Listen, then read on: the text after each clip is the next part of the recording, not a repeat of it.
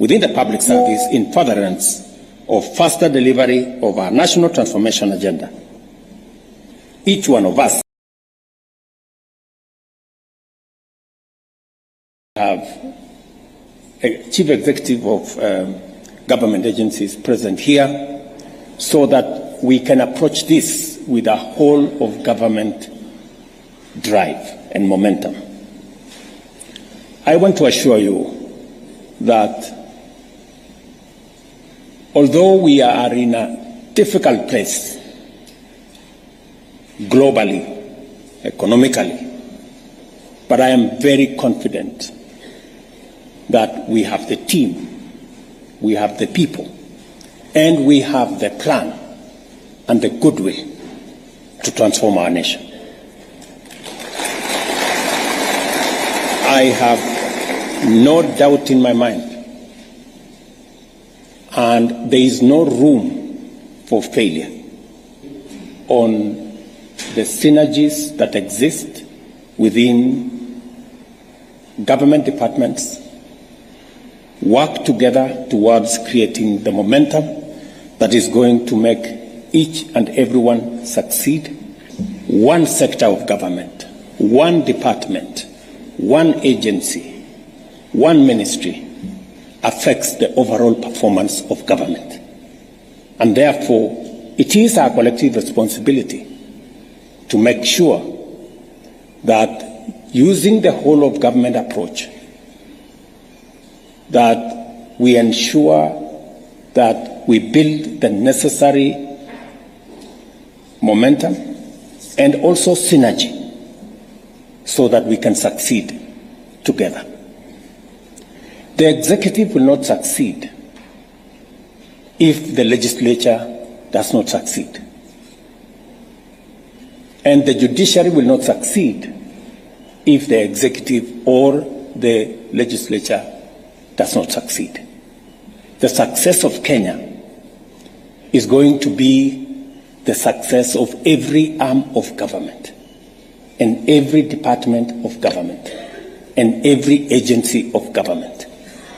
And that is how we are going to succeed.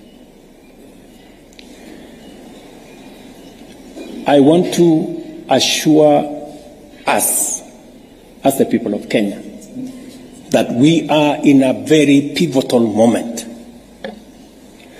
We have taken on a transformative pathway. We have taken on very difficult assignments. For a very long time, close to 15, 20 years, we haven't thought with clarity about our education and the funding of our education. We have decided this time round to bite a bullet and sort out the funding in our education sector and provide clarity on the education of our children. For a very long time, we have imported food in Kenya when we have the wherewithal, the capacity to produce enough food in our country. We've taken on that responsibility, and we are making strides. This year, by God's grace, in a very long time, we will not import some of the food products, including maize. I am equally very proud that we are making significant progress in the production of sugar in Kenya. Something that has been so difficult. We've had to look for COMESA safeguard waivers since I was Minister for Agriculture almost 10 years ago. But this year, by God's grace, and with our farmers working hard and the support we've given them, we have seen a drastic reduction in importation of sugar. We have taken on another very difficult assignment to make sure that we give decent dwellings to the people of Kenya. especially the vulnerable, especially the disadvantaged, those who live in slums without toilets, without electricity, with no sanitation. We've taken on that assignment because we have decided a different pathway for Kenya.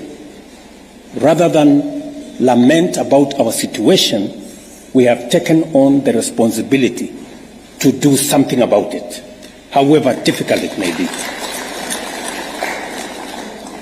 We have taken on the responsibility of universal health coverage. I know 2 successive presidents have attempted and they didn't quite succeed. 2 successive governments have attempted, they didn't quite succeed. We have decided that we are taking on this challenge because there are too many Kenyans that die out of illnesses that we can treat. There are too many Kenyans who end up in squalor and poverty because of hospital bills.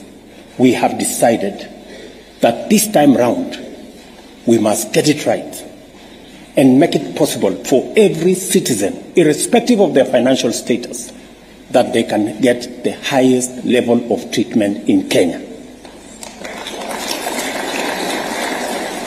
Difficult, yes, but rather than lament about a not so working NHIF, an NHIF that has bills dating 10 years, 15 years, we've decided to correct that situation. And I promise you, we will confound the naysayers. We will succeed. This country will not fail. This great nation that God has given us will succeed. The enemies of Kenya will be put to shame because we are going to succeed and we are going to take this country forward. I am persuaded and I am very clear and I am focused on making sure that together with all of us, working as leaders in the Republic of Kenya, and all of us understand the more authority you have, the greater the responsibility that rests on your shoulders. And the greater the responsibility you have on your shoulders, the higher the accountability that you are judged by.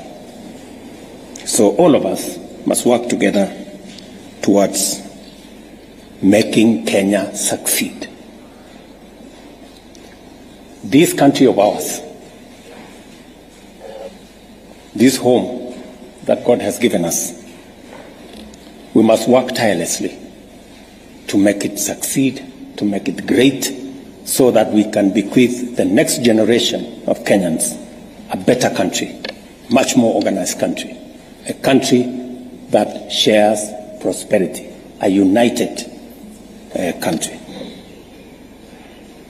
So, ladies and gentlemen, I am asking of all of you, the people who've served in different capacities, the people who have the privilege and honor to occupy whatever office in the service of the people of Kenya, that we join hands, we work together, and we focus on making this nation great.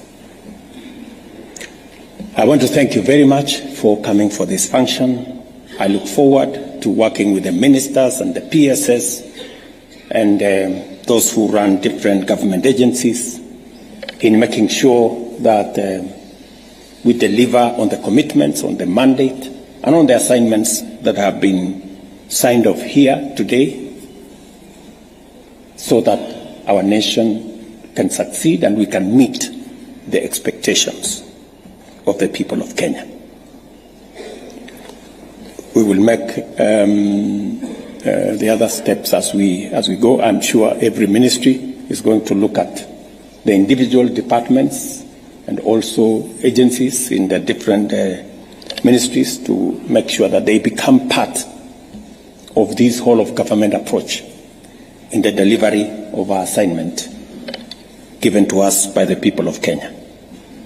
Thank you very much. God bless you all, and God bless our great country, Kenya. Asanteni sana. Another round of applause for His Excellency. Thank you, Your Excellency. We'll request that you remain on stage as we wind up with the national anthem. If there's anybody who is seated, please let's be upstanding as we finish with the national anthem. The national anthem.